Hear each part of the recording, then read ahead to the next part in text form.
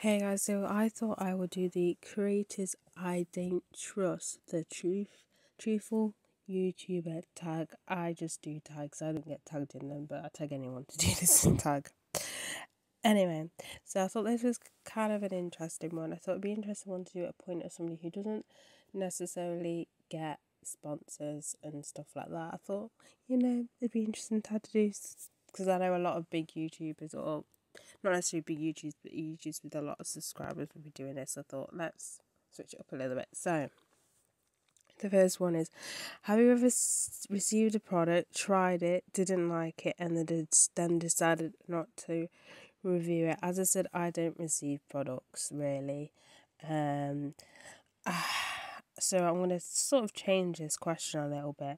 I have bought products in the past, and basically how I review them, if it's really good, I review it. If it's really bad, I review it. If it's just like a mediocre product, unless it's like overhyped, then I'll review it. Otherwise, I don't necessarily review it because it's going to be a short review and it's a bit pointless, to be honest with you. So that's a twist on the first question. Next question. Products you use alone but don't show or use online. The things I don't necessarily do makeup tutorials or stuff like that. So I wouldn't say, it's a hard one when you're a YouTuber that does literally everything. But yeah, the only products I refuse to show online are the products by companies that I don't promote anymore. So instead of just throwing the makeup out because I've spent money on it, I will keep it, but I'll just make sure I don't really mention it online or anything like that. Which brings on to the next question: product you won't buy, product you want but won't buy because you don't support the brand. So there's been times, so the brands I don't support anymore are Maybelline and L'Oreal. L'Oreal is the recent one.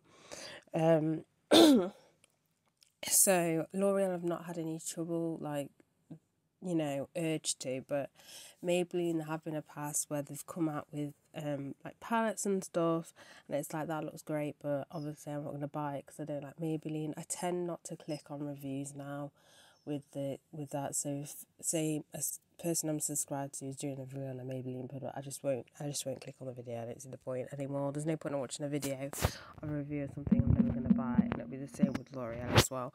But yeah. Do you have any blocked words? I don't know what this means. I'm guessing, do I have words that I don't say? I don't know. Is there any words that I refuse to say now? I swear in my videos, I don't get paid for doing YouTube videos, so I don't really care about the algorithm and stuff like that. So I swear more so in my vlogs though. Just because it's more kind of, not like my videos are scripted anyway, but it's more definitely not scripted.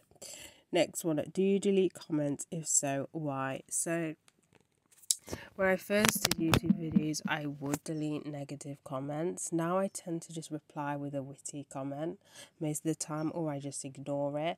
The comments I do tend to delete now are basically the ones where it's spam. It's like that same channel post, cool video on new videos you upload. That pisses me off so much, piss off. Them are the ones I tend to delete now. And then the next question, do you block people? And them are the people that I tend to block. Right, next one. Have you ever lied about a product to stay on good terms with the brand? No, as I said, I don't get products sent to me. If I do, it would be one of those things where I will literally tell them, if I don't like the product, I will tell people. If you don't like that, then don't send me the product. Next one. Have you ever initially liked a product when you reviewed it and then changed your mind but didn't let your audience? No. All the products I've liked and still like, just because I don't really do first impressions that much. If it is, it's only on mascaras. So I tend to test out products quite a bit before I actually do my review, so I know if I like it or if I dislike it. I mean, I've had one product which I did dislike. I still dislike it now, but I found a way to work it. It's a Dior Skin Foundation, and basically if I wear that where I've near enough clear skin, then it looks alright on my skin. I think I mentioned that in a vlog, but I wouldn't do like a separate video and stuff like that. But as I said, I really do test my makeup out properly, so I've never liked a product and changed my mind about it. And next one, influencer you don't trust. So I'm going to talk about more so kind of the structure of videos. I will mention one YouTuber. Basically years ago, this was before a YouTuber had to mention if the video is sponsored or not. Her name, I can't remember her name. I think it's Emma. I know her first name's Emily. I don't want to say Nolan or something like that.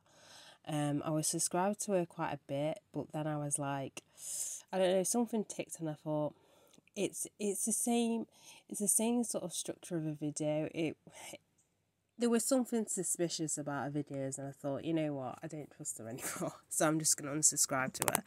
I tend not to just subscribe to YouTubers that their videos, like a good example would be, say, a good camera's alright, but you know when it's like they've got like artificial lighting and then their backdrop's like white or something like that, like it looks very sort of like an ad sort of thing. I tend not to just subscribe to YouTubes like that anymore. Obviously, you know, beauty range stuff like gaming and stuff, it's a bit different. But I tend not to like watch. By the way, most of these questions are anyways more towards beauty channels, but anyway. Going off topic a little bit.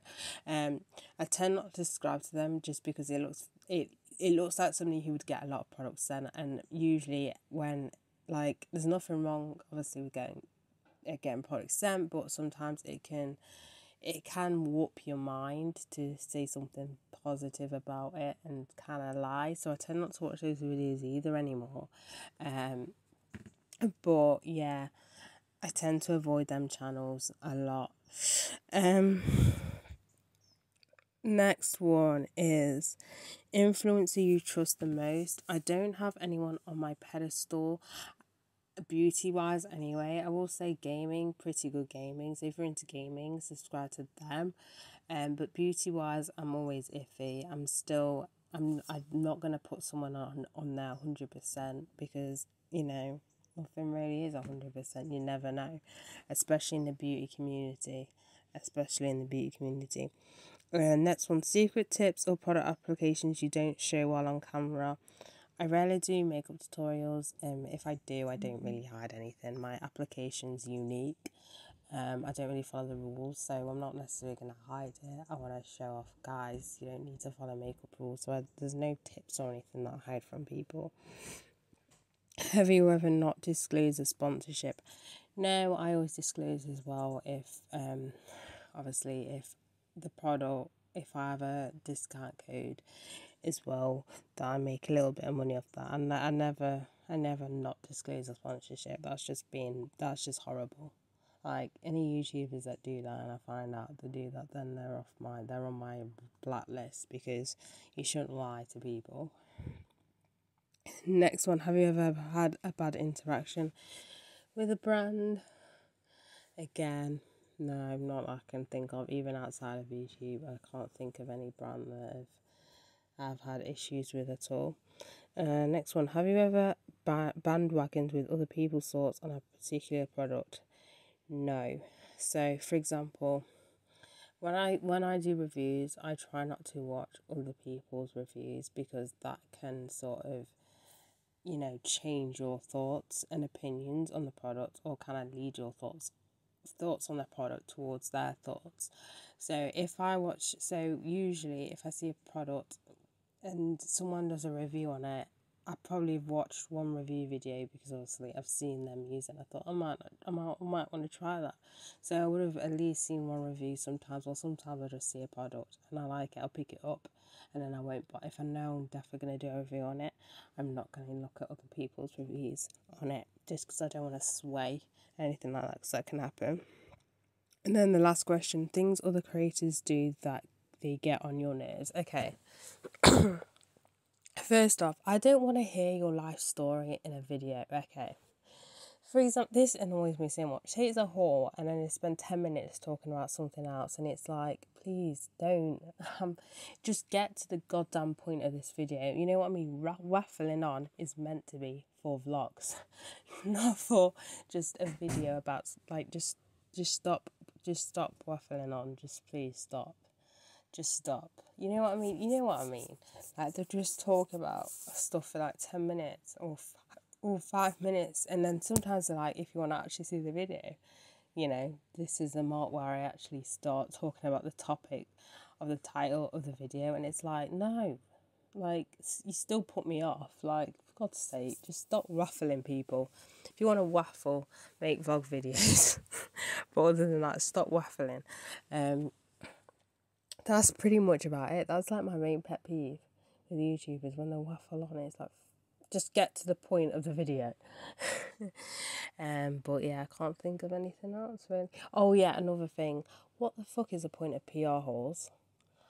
I've never watched a PR hole. It's just right. So my thing is, people say, you know, when people say at the beginning of a haul, that's another pet peeve. Actually, I've got loads of pet peeves. Okay. You know when they say at the beginning of a haul, oh, I'm not showing off, I'm not bragging.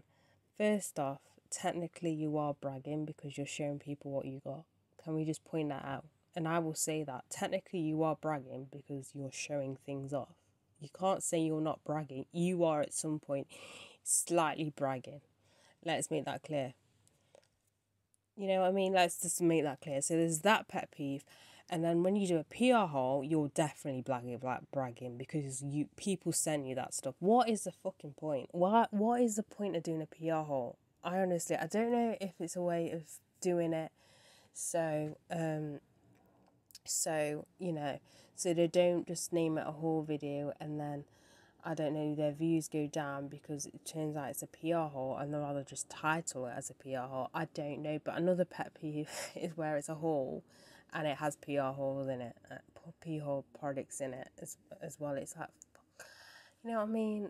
I don't want to see stuff that companies send you. I really don't give a shit. You know what I mean? Just why? I don't care. Anyway, that is it for this video. So bye, guys.